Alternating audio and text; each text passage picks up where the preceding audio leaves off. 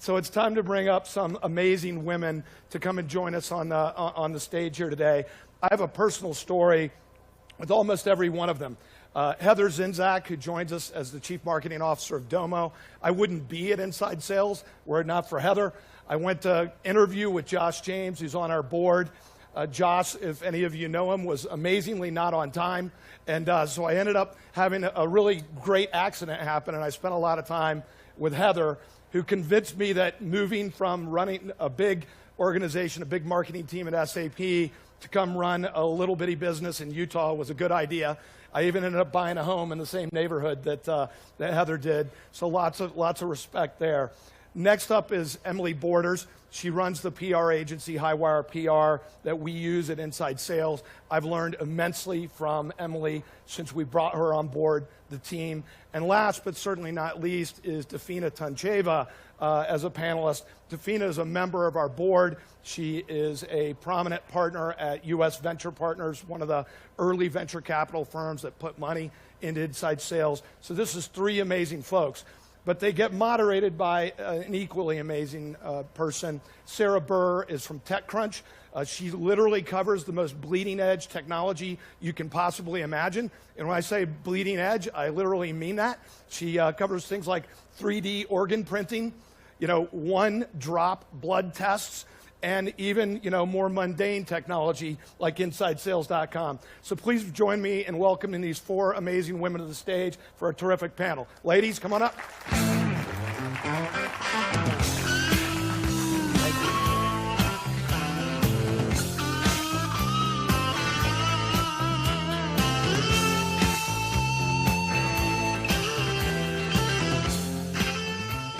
That was a really nice introduction. I feel very pleased to be on the same panel with three dynamic women, decision makers in your industries. And I actually want to talk about that really quickly. And there's a lack of, there's plenty of women in the workforce. There's plenty of women out there getting their degrees, but there's a lack of women that seem to be in decision maker roles. And I want to kind of get into why that's important to have women in these decision maker roles. Defina, do you want to kind of kick us off on why we need more women? You're the only woman at your venture firm. Do you want to maybe start us off? Yeah, before I answer your question, I just wanted to thank everybody for having me here. As a board member of Inside Sales, I wanted to first thank the employees of the company. When we joined, USVP joined Inside Sales, the company was just a baby startup of barely 70 people, and now we have 700 people. I've witnessed an incredible growth, and that's thanks to your hard work, so I want to thank you for that. I want to thank the customers who are all here. We really value your support. We hope that we're doing good work for you. And for all the customers to be, you need to buy Inside Sales because you're going to make more money. Your Inside Sales reps will be better, more efficient, and close more deals. So now let me answer the question. I think, so USVP has one female partner out of 6, and I think that's a great ratio. Most venture firms in the Valley have no female partners. I think diversity is important. I think women provide a different perspective, equally valuable, and I think it has been shown through research, and Harvard Business School has a great research on that topic, that diverse boards make better decisions together, and companies that have diverse boards end up overperforming or performing better than companies with only men on their boards. Heather, we were just talking before we started this panel about the U.S. economy would actually be bettered if we had more women in decision maker roles. So absolutely, and even if you're not a feminist like myself, but you care about the economy, you should care about women in more decision maker roles. Catalyst research, to kind of glom onto what Defina said, had a study that showed companies that had the larger percentage of women in management and in leadership performed 53% better on return on equity. Imagine how much better our stock market would do if every company performed 53% better. On top of that, the wage gap, women earn 77 cents for every dollar that men earn. And if we close that wage gap, it would put $500 billion into the U.S. economy today. And I think the best way to close that wage gap is to get women in tech. Because tech jobs, according to the U.S. Census, pay about 102% more than non-tech jobs. So getting more women into tech will get them paid more, will close the wage gap, will put more money in the GDP and more money in your dollars or in your pocket. And I think, given that it's political season, that's more exciting than anything any of the candidates could say about the economy.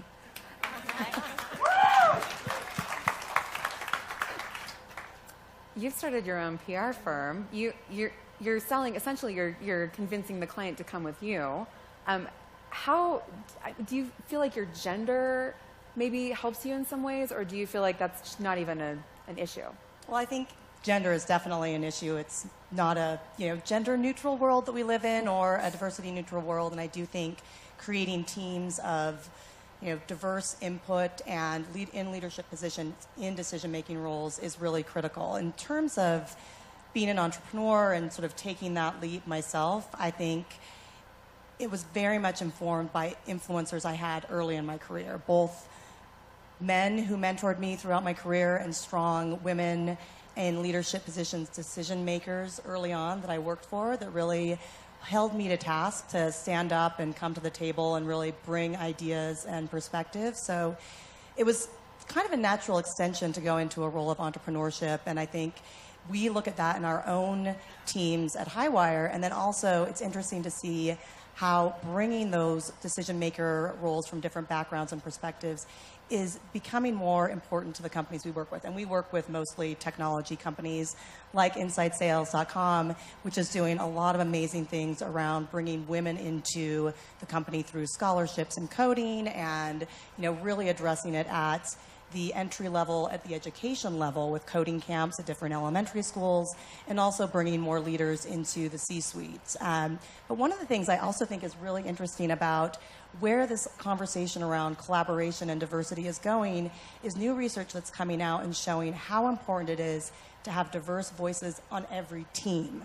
So you're seeing companies look even beyond the C-suite and the boards, which is, we're just scratching the surface there, definitely, but also looking at within the sales teams and within different programming teams, the importance of having diverse teams at each of those levels, because we are operating in such a collaborative team environment that if you look at numbers just across the board and look at, okay, in the C-suite, here's what it is, or across a company, here's the ratio, you're kind of missing part of the story. So one of the things I'm really excited to see is more research that comes around that shows when you look at specific teams and how they operate, how they collaborate, and how they perform when they have diverse voices, I think that's going to start spurring real meaningful discussions around, how we get more women and diverse voices across technology companies and every company.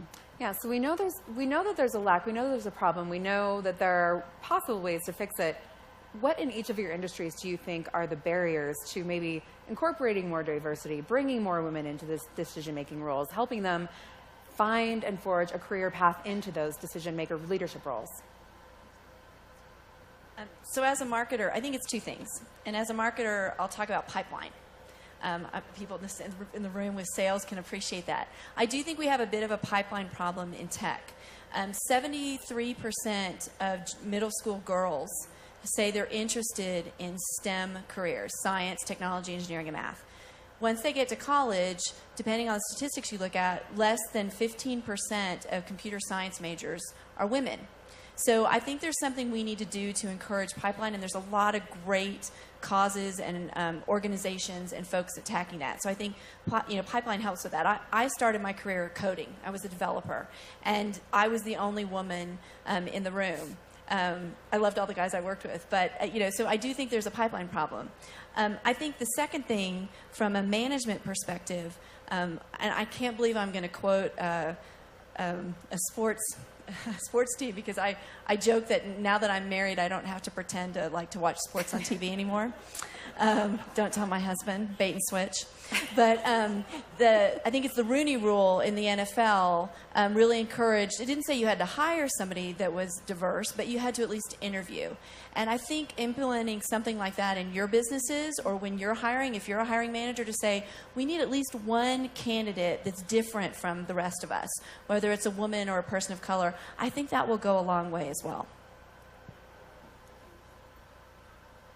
Microphone roulette. All right, this is my microphone. So it's interesting because I look at two industries. So technology is the industry that we service. Our clients are primarily technology companies. And then the industry that I'm in is communications and public relations. And on the one hand, technology, it's a lot of men, and that is, you know, from the C-level down. And on the communication side, it's a very it's much more dominated by women.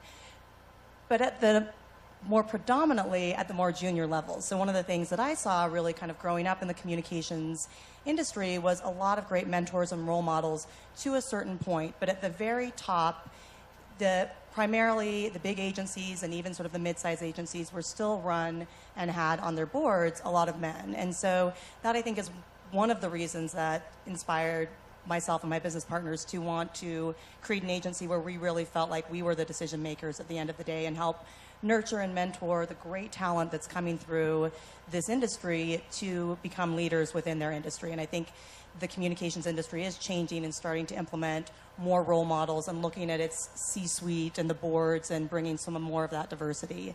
And on the technology side, the companies we work with, day in, day out, what I'm seeing happen, which is really inspiring and exciting, and again, we're at the beginning, is sort of a approach that comes up from the bottom, like we talked about what Inside Sales and other companies are doing to help with education, coding camps, really addressing it, where young women get their start in looking at STEM skills and careers in technology. But also, and you can probably talk to this more around the board level, really taking tangible efforts to bring women in to board seats and C-level positions that also help direct those decisions from that level. So taking it from, you know, the bottom and the top, and the Board List is an amazing organization that does that actively engages with companies in technology and the Fortune 500 to look for very qualified candidates and sort of broker those relationships at the board level, which I think is starting to really have an impact, and you'll see major decisions change from there.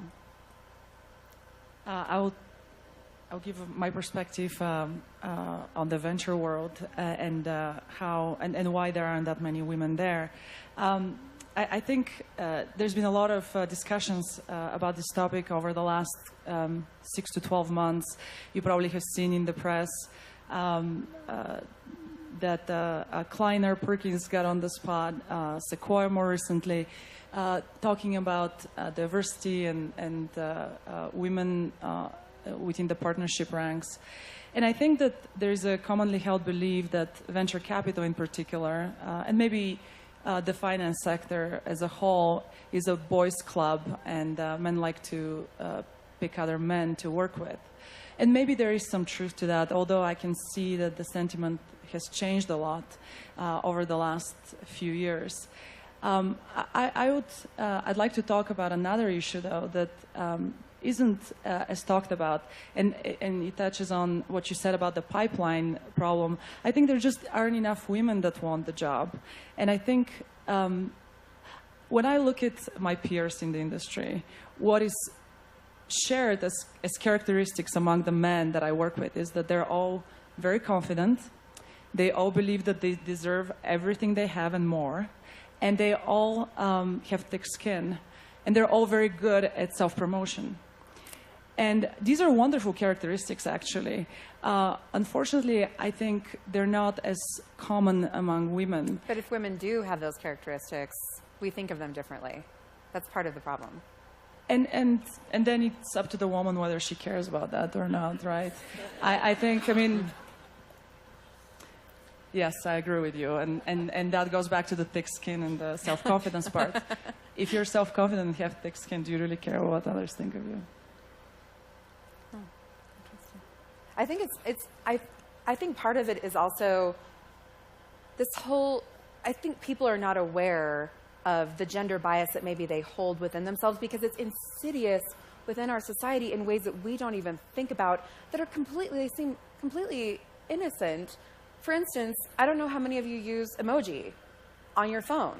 If you pull up the emoji, we recently just got new skin colors. That was a thing that wasn't thought about. It was all, white skin. And still, if you look at the emoji, if you look at all the people on the emoji, all the professional emoji are men, and all the women are brides and princesses. It's insidious in our society in ways that we do not even recognize until it's pointed out to us about what we're doing, the message we're sending to women and girls. Didn't Google just launch some new emojis yesterday? Yes. Yeah, that's right. Yes. Yeah. Oh, okay, I have something to say about that. So when we talk about gender bias, people like to talk about equal pay and, women's challenges in having children and still progressing in their careers. However, the things you guys don't think about is that we have challenges, micro challenges every day. For example, a guy doesn't think about how to dress in the morning. You guys just put your pants on and you just get out of the house. However, as a woman, every morning I have to think, do I wear a skirt or pants? Because if I wear a skirt and I have to sit on a high stool, like the one I'm sitting on today, then that might be a challenge. So these are the little things when you talk about the subtleties. All three of us are wearing skirts, and there was a 10-minute conversation before the panel started. How exactly do you climb on a high stool gracefully? And we made you go first. You did it. That's right. So there are little ways in which we are different, and I think men can say similarly that women don't appreciate the challenges of being a man in the workforce or just being a man in general. And I would agree with that. I think it does require work on both sides to appreciate each other's differences and be aware of them and support each other. Well, I think this is actually something that goes back to this group in particular, because one of the things I've heard in being able to listen to and participate in some of these conversations over the last couple days is that the most effective salespeople begin with empathy and really understanding, who am I going after? What is really going to connect with them? And then what are their needs and how do I really connect with that? So I think taking that theme of empathy across diverse backgrounds, and that's something you're seeing with an emoji. It's like, oh my goodness, emojis, come on, you're being too sensitive. But you think about it, it is insidious, and it's something that was not empathetically thought through, and yet changing those small things hopefully can start to lead to a change in bigger things. But going back to, and I think about this a lot because I have unconscious biases just like everybody else, bringing it back to empathy and what really connects with this person? How can I make a meaningful connection, and how can that impact my organization overall? I think that's a really great point that goes out to this audience, because you're naturally empathetic. You're trained to really bring that to your day in, day out business. I'll just add, Sarah, on the unconscious bias. I mean, it's a real thing. I have it, you have it, everyone has it. Think about when someone approaches you for the first time, you make quick decisions about them based on what they're wearing, their shoes, their watch, their skin color, their hair, their gender. We all do it unconsciously. And I think it's really important to recognize that. And I think Emily made an awesome point that in sales especially, because there are more and more women who have the purse strings and are the purchasers and who you're selling to. And I think it's difficult. I think women have a little bit extra challenge on the unconscious bias because we do have to navigate things a bit differently. I've always been a bit of a tomboy and one of the boys, and it kind of worked in my favor. But I think there are other women who've had to tone down some of their personality traits to make sure that they weren't kind of whitewashed in a certain way. And I think everybody has to do that, male, female, etc. You're going to have to modify to the situation. But I think it's the empathy thing, and in the sales situation, it's really important, especially as there's more and more women writing checks, especially for technology. Absolutely. I mean, we have things that people don't really recognize, like, oh, she sounds so shrill. Oh, she has, what is it? It's when you go up. Up top? Up speak, and vocal fry, or resting bitch face, or I don't know if I can say that word here, but I just did, so I did. But I mean, all these things are meant to focus on how women look and how they're acting. It's all about things that aren't have anything to do with what their work is about or what they're offering or what they're trying to get accomplished. That I think if we can stop and recognize how our own unconscious bias and the messages that we're getting in our own culture, and stop and maybe reprogram that a little bit and also encourage women going into STEM. At what point does that stop? They're so enthusiastic when they're younger. At what point do they stop wanting to go into science and math? And there's so many great examples of women in science, especially, that where does that stop and why is it stopping? We have just a little bit of time left, but I do kind of want to get from each of you how you were able to jump into your careers and what made you think, I can do that. I'm going to do this. I'm going to be a decision maker. I'm going to become a leader. Well, I think I talked about that a little bit ago. Self-confidence, thick skin, and belief that you deserve it. Yeah. So I'll actually, there's no one incident, of course, but one thing that I do think about quite a bit very early in my career here in Utah, I went to the University of Utah and worked afterwards at that's right, woohoo, go Utes, or Red-Tail Hawks, they've changed it, to the Utah State Senate, the Senate House and Senate Democrats, small but mighty band. And I was in a very early meeting around, some legislation that was being planned, highway expansion, and I was a intern at that meeting with about 15 to 20 other people, and one of the representatives talking sort of made a comment, eventually was like, well, I'd really like to know what Emily thinks about this. And I was like, oh, me too. I wonder what this Emily person is going to say. And it became very clear that he meant me right off the bat, and he had that approach to making sure if you're in the room, you have an opinion and you have a perspective, and you are expected to bring that. And it was, challenging and a little bit scary at first, but it really, I think, put me on a path to empower, me to always come to the table with an idea and perspective. And if you're in the room and you don't have an idea and perspective, get one and then share it. And that's really been something that I think has helped guide my career. How many people in the room have daughters? Okay. So I'm one of 3 daughters. I grew up in a small town in Texas. A very, this is, in the 70s and 80s, a little bit sexist town. And my dad is a very stereotypical Texan. Hunts, fishes, guy's guy. And he didn't have any sons. And one time he said, I got 3 daughters and a dog that won't hunt. And he raised us like his little men. And there was nothing. I mean, I had a dirt bike, and I don't mean bicycle. I deep sea fished. I can spiral a football, because he's like, somebody's in his family is learning, Heather. You're the tallest one. Come on, we're going to go spiral the football. And so from a really young age, I was felt to believe like I could do anything, and I was equal. And I got into math and science really early as a kid and excelled at it. And I don't know if I was really good at it or not, but I thought I was. And that's what really helped me. So when I graduated college, I didn't have a computer science degree. I went to Anderson Consulting at the time, and they taught you how to code. And because I had kind of the math and science background and I knew I was good at this, I jumped right in. I was like, I can do this too. Of course I can. So I think it really comes from a really young age with girls who are going to become women leaders. I think it starts with building, and Dafina hit on this earlier, with building that self-confidence. When she lists the traits of the men in VC, it's starting those traits when your daughters are really young. Mm-hmm. Yeah. Thank you, all of you. This has been such a great discussion. Thank you, Sarah. Thank you. Thank you. Yeah. Mm-hmm. Now that it's